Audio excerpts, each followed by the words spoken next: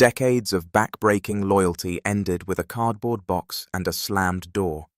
Homeless, desperate, and carrying the weight of 3 estranged children, Sloane Gallagher sought refuge in a rotting, forgotten cabin. She expected to freeze. Instead, she unearthed a decades-old secret that would rewrite her family's entire legacy. Sloane Gallagher stared at the termination letter resting on the polished mahogany desk, her vision blurring at the edges. She had given many years of her life to Prescott Company Manufacturing. She had worked her way up from the factory floor to regional logistics manager, sacrificing weekends, holidays, and countless school recitals for her 3 children. Now sitting across from her was Damian Caldwell, a young executive vice president with a fresh MBA and a ruthless mandate to cut overhead costs. "It is not personal, Sloane," Damian said, his voice entirely devoid of the empathy he was trying to project. He adjusted his expensive silk tie. "The company is pivoting. We need digital native leadership. Your severance package is outlined on page 4. There was no severance package. A technicality in her original union contract from decades earlier, combined with a recent corporate restructuring, meant she was walking away with 2 weeks of vacation pay and her meager pension, which barely covered her existing medical debts. Her late husband, Ryan, had left her with a mountain of hidden financial liabilities when he passed away years ago from a sudden heart attack. Since then, Sloane had been drowning in a slow, agonizing descent into poverty. Security escorted her out of the building shortly afterward. She carried a single cardboard box containing a framed photo of her 3 children, a ceramic mug, and a dying potted fern. The rain in downtown Pittsburgh was unforgiving, soaking through her thin wool coat as she walked to her rusted old Honda Civic. When she arrived at her apartment complex, the final devastating blow was waiting for her. A bright pink eviction notice was taped to her door. She was several months behind on rent, a reality she had desperately tried to negotiate with her landlord, Mr. Henderson. The grace period had evaporated. She had a short window to vacate the premises.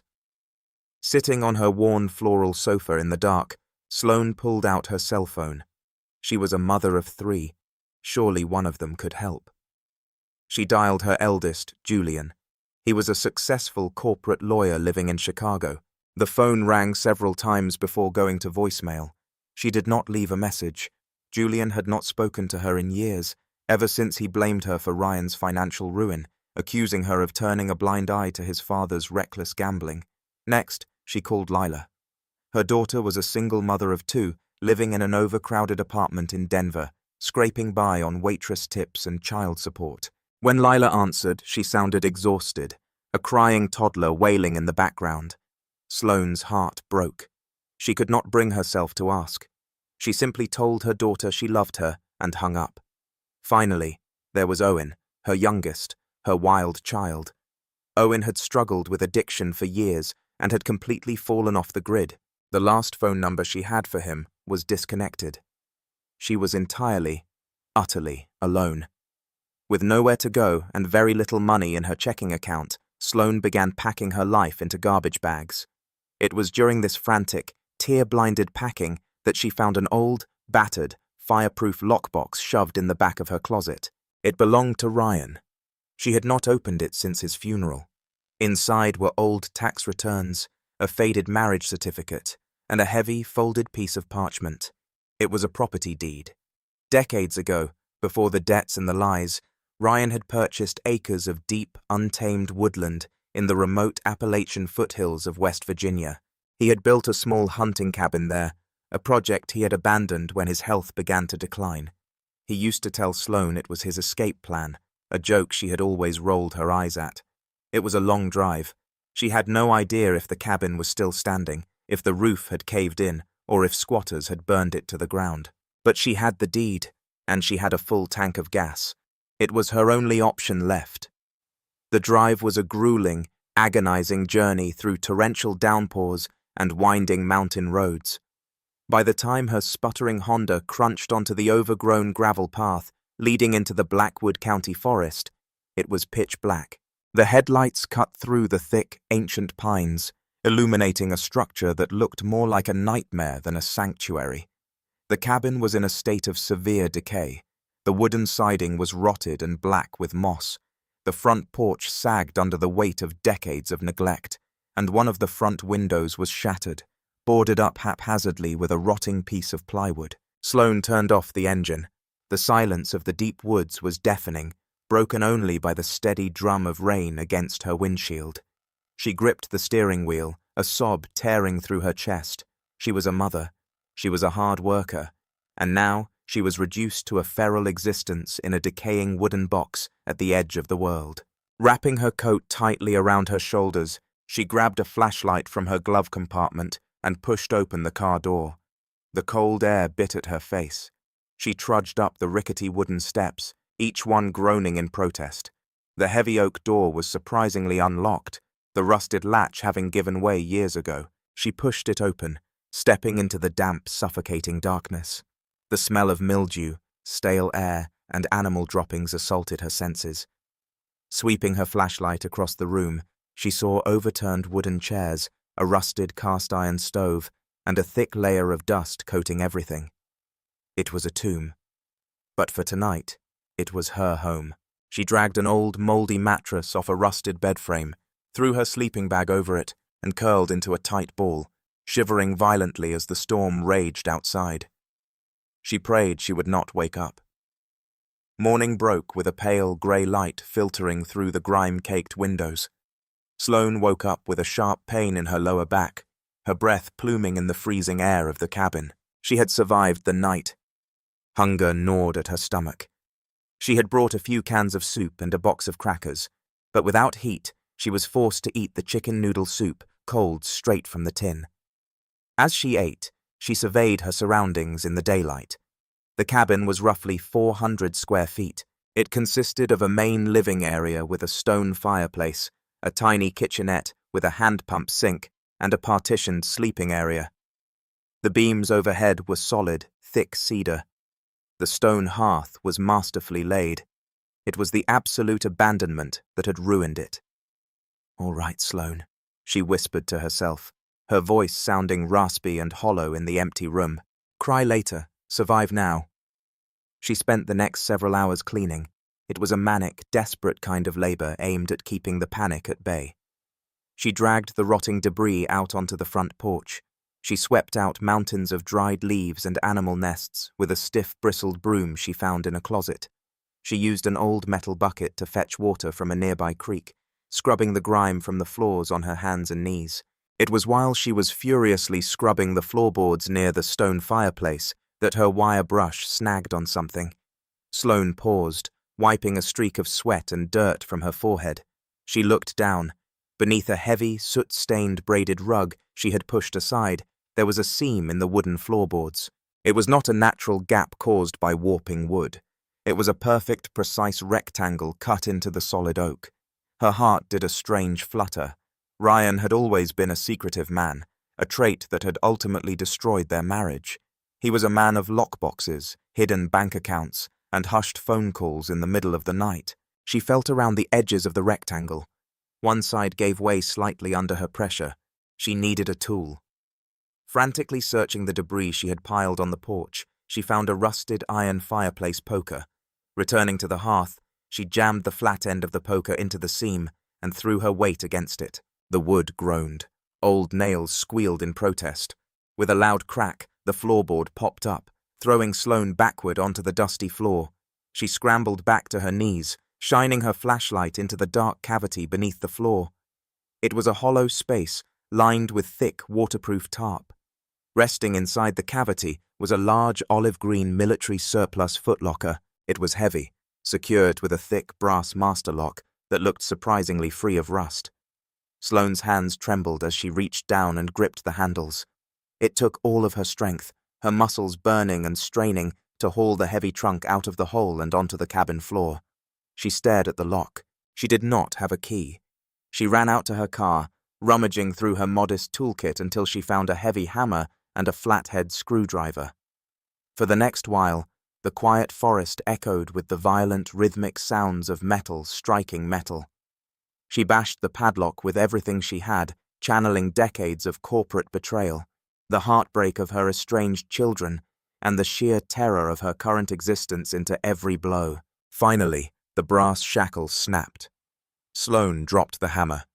She took a deep, shuddering breath, her chest heaving. Slowly she undid the side latches and threw open the lid of the footlocker. The scent of cedar and old paper wafted up. Inside, the trunk was meticulously organized. On top lay a thick leather-bound ledger, the kind accountants used before the digital era. Beneath it were several manila envelopes heavily sealed with wax. But what made Sloane's breath catch in her throat were the stacks of rectangular paper bound tightly with rubber bands. They were not cash. They were bearer bonds, United States Treasury bearer bonds, completely untraceable, each stamped with a denomination of $10,000. There were dozens of stacks, hundreds of them. "Ryan," she breathed out, her mind spinning wildly. "What did you do?" Her hands shaking violently, she picked up the leather ledger. She opened it to the first page. The handwriting was unmistakably her husband's precise, slanted script. The diversion of funds from the primary Prescott Company offshore accounts is complete. Elias Prescott is blind to the discrepancies. The cartel associates in Miami believe the shipment was seized by the DEA. Nobody is looking for the ghost accounts. Sloane felt the blood drain from her face. Prescott Company. That was the company she had dedicated her life to, the company that had just fired her and thrown her away like garbage. And Elias Prescott, the former CEO and the grandfather of the very man, Damian Caldwell, who had signed her termination papers. She turned the page, her eyes scanning the meticulous records of laundered money, shell companies, and illicit payouts. Ryan had not been a low-level accountant struggling with a gambling addiction. He had been the architect of a massive multi-million-dollar embezzlement scheme, stealing directly from a corrupt corporate empire that was seemingly in bed with organized crime. She reached into the trunk and tore open one of the wax-sealed manila envelopes. Inside was a stack of photographs and a handwritten letter. The photographs showed Elias Prescott shaking hands with men Sloane recognized from old news broadcasts, men who had eventually gone to federal prison for racketeering. She unfolded the letter. It was addressed to her. "My dearest Sloane, if you are reading this, it means I am gone and the worst has happened. I lied to you, Sloane. I lied to you about the debts, the gambling, all of it. I had to build a cover story. I had to make us look poor, to make me look like a failure, so they would never suspect me. Prescott Company is not a manufacturing firm. It is a washing machine for blood money. When I found out, they threatened you and the kids. So I did the only thing I could do. I took their insurance policy. I drained their shadow accounts. Inside this trunk is millions in untraceable bearer bonds and the evidence needed to send the entire Prescott board, including Elias's bloodline, to federal prison for the rest of their natural lives. I could not spend it. I was being watched. But here in the woods, it is safe. Use it, Sloane. Take care of Julian, Lila, and Owen. And if the company ever crosses you, burn them to the ground. Forever yours, Ryan." Sloane sat back, the letter dropping into her lap. The cold of the cabin was entirely forgotten. A strange, terrifying warmth began to spread through her chest. For the first time in years, she did not feel like a victim. She did not feel like an abandoned mother or a discarded employee. She looked at the millions of dollars resting in the rotting cabin. She looked at the ledger that held the power to destroy the empire of Damian Caldwell. Sloane Gallagher slowly closed the trunk. A fierce, dangerous light ignited in her eyes. She was not just going to survive. She was going to go to war. Sloane Gallagher did not leave the woods immediately. For several days, she lived in the rotting cabin, surviving on cold, canned soup and rainwater, her mind operating with a terrifying, singular clarity. She read every page of her late husband's ledger by the light of her flashlight. She memorized the account numbers, the offshore routing codes, and the names of the men Elias Prescott had paid to make his problems disappear. Ryan had been a coward in life, hiding behind a facade of failure. But in death, he had handed her a loaded weapon. Now, she just needed someone who knew how to pull the trigger. On the morning after those days, Sloane stuffed several bundles of the $10,000 bearer bonds into her worn leather purse. She locked the heavy brass padlock she had bought at a rural hardware store onto the military trunk, hid it back beneath the floorboards, and nailed the heavy oak plank back into place. She drove her sputtering Honda Civic out of the Appalachian mountains and pointed it straight toward Chicago. The offices of a prominent law firm occupied the top floors of a sleek, glass-paneled skyscraper in the Loop.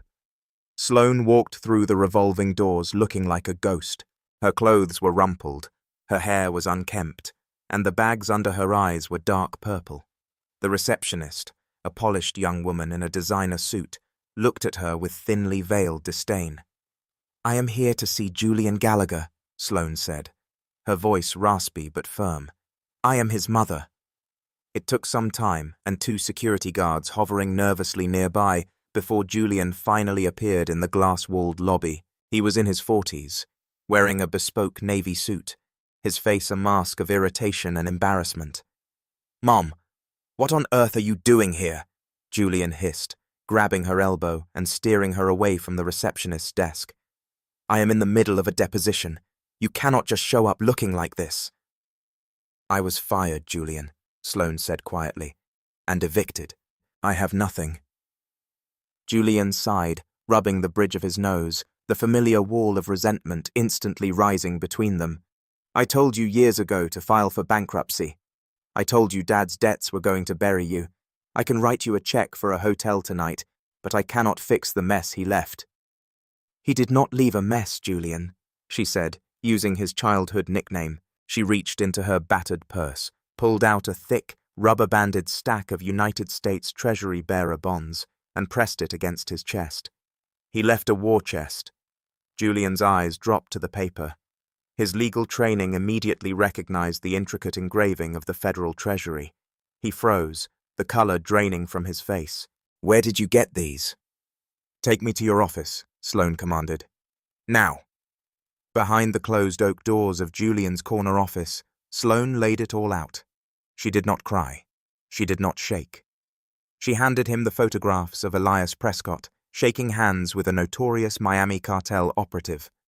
She handed him the copies she had made of the ledger's most damning pages. For a long time, the only sound in the room was the rustle of paper as Julian read through his father's meticulous records. The arrogant corporate lawyer vanished, replaced by a stunned, pale son. "My God," Julian whispered, falling back into his leather chair. Dad was not a degenerate gambler. He was a ghost. He was skimming from a corporate money-laundering syndicate. He took the blame for everything to keep us off their radar. "He protected us," Sloane said, her voice thick with emotion. "And in return, Prescott Company took many years of my life, squeezed me dry, and threw me on the street. A boy named Damian Caldwell fired me recently because I was not digital native enough." Julian's head snapped up. "Damian Caldwell? Elias Prescott's grandson?" "Yes." A slow, dangerous smile crept across Julian's face. It was the first time Sloane had seen him smile in years. "Prescott Company just submitted a bid to acquire a logistics competitor here in Chicago. My firm represents the acquisition target. Damian Caldwell has been sitting across the negotiation table from my partners for some time." Julian leaned forward, resting his elbows on the polished mahogany. "Mom, these bearer bonds are cash, but cashing millions will trigger federal flags. We need to launder the laundered money. But this ledger is a nuclear bomb. What do you want to do?" "I want my children back," Sloane said fiercely. "And I want Damian Caldwell to beg for his life before I take his empire away from him." Within a short time, the Gallagher family began its resurrection. Julian used his offshore legal contacts to quietly cash some of the bonds through a blind trust in the Cayman Islands. It was seed money. Their first stop was Denver. Sloane and Julian flew first class. They arrived at Lila's dilapidated apartment complex just as the young mother was dragging herself home from a double shift, her uniform stained with coffee and grease. When Sloane wrapped her arms around her weeping daughter and handed her the keys to a newly purchased 4-bedroom house in a gated suburban community, the years of estrangement dissolved. Next was Owen. Finding him took the resources of a private investigator Julian hired, but they located him in a squalid motel in downtown Philadelphia. It was a heartbreaking reunion, but for the first time, Sloane had the power to save him. They did not just check him into a clinic. They bought a wing of an elite, private rehabilitation center in Malibu, ensuring Owen would receive the highest tier of psychological and medical care for as long as he needed. With her children secure, Sloane turned her eyes back to Pittsburgh. The storm had gathered. It was time to strike. The boardroom of Prescott Company Manufacturing was a monument to old money and quiet power. Floor-to-ceiling windows overlooked the Pittsburgh skyline. At the head of the massive obsidian table sat Damian Caldwell, flanked by the company's elite board of directors and a phalanx of corporate attorneys. They were expecting a final negotiation meeting with the legal team from Chicago. Instead, the heavy double doors swung open and Julian Gallagher walked in. He was not alone. Beside him walked Sloane. She was no longer the haggard, broken woman carrying a cardboard box. She wore a tailored charcoal grey suit, her silver hair elegantly styled, a diamond pin gleaming on her lapel. She walked with the posture of a reigning monarch, stepping onto a battlefield. Damian Caldwell frowned, his brow furrowing in confusion. "Julian, what is this? We are supposed to be finalizing the acquisition." "And Sloane, what are you doing here? Security is supposed to keep former employees out of the executive wing." Julian placed a sleek, black leather briefcase on the table. "My firm is no longer representing the acquisition, Damian. We have a conflict of interest. I am here representing my mother, Sloane Gallagher." "Representing her for what?" A senior board member barked. "If this is about her severance, this is highly inappropriate." "It is not about severance," Sloane said. Her voice cut through the room like a cold steel blade. She stepped forward, her eyes locking onto Damian's. "It is about survival." Julian snapped the briefcase open. He did not pull out legal briefs. He pulled out an oversized, high-resolution projector slide and tossed it onto the center of the table. It was a blown-up photograph of Elias Prescott shaking hands with a notorious cartel operative. The silence in the room was absolute. The color instantly drained from the faces of the older board members. "That," Julian said, his voice echoing in the dead silence, "is Elias Prescott, the founder of this company, finalizing a logistics route for the syndicate. The man beside him is currently in a supermax prison. We have many more photos just like it." Damian Caldwell stood up, his hands trembling. "This is a fabrication. This is extortion." "Extortion implies we want your money," Sloane said softly, stepping right up to the edge of the table. "I do not need your money, Damian. I already have it." Julian pulled out a thick-bound dossier. "For many years my father, Ryan Gallagher, was your ghost accountant. He documented every single illicit transfer, every shell company, every bribe paid to customs officials, and every dollar washed through your manufacturing plants. He stole millions from your shadow accounts as an insurance policy. A policy my mother recently found." Panic erupted in the boardroom. Two board members began shouting. Another reached for his cell phone. "Sit down," Julian roared, slamming his hand on the table. The authority in his voice froze the room. "If any of you make a call, the digital copies of this ledger are instantly transmitted to the FBI, the SEC, and the IRS. But more importantly, the physical copies will be mailed to the cartel's lieutenants in Miami. I wonder how the cartel will react when they learn that the Prescott family lost millions of their money." Damian Caldwell collapsed back into his chair, looking like a little boy playing dress-up in his grandfather's suit. He was hyperventilating, his eyes wide with sheer terror. What do you want?" Sloane looked down at the man who had dismissed her entire life's work with a wave of his hand. "First," Sloane said, her tone devoid of mercy, "you will resign today, effective immediately, citing personal health reasons. You will never hold an executive position in this industry again." Damian nodded frantically. "Second," Julian interjected, sliding a legal document across the table, "the Prescott board will authorize a legacy restructuring fund. A massive amount will be placed into an irrevocable trust.